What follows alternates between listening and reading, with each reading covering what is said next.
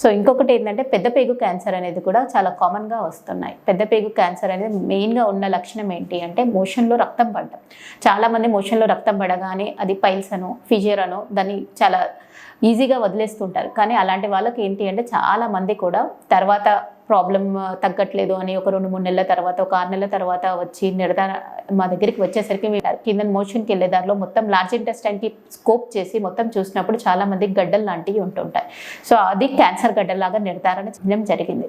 So ముఖ్యంగా ఏంటి అంటే అట్లాంటి చిన్న ప్రాబ్లమ్స్ ఏమన్నా వచ్చినా కూడా ఇమీడియట్గా గ్యాస్ట్రెంట్రాలజిస్ట్కి సంప్రదిస్తే ఒకసారి కొలనోస్కోపీ చేసి చూసి లోపల ఏముంది ఏంటి అన్నది చెక్ చేస్తారు. దాన్ని బట్టి ట్రీట్మెంట్ అనేది ఫర్దర్గా వెళ్ళడం బెటర్.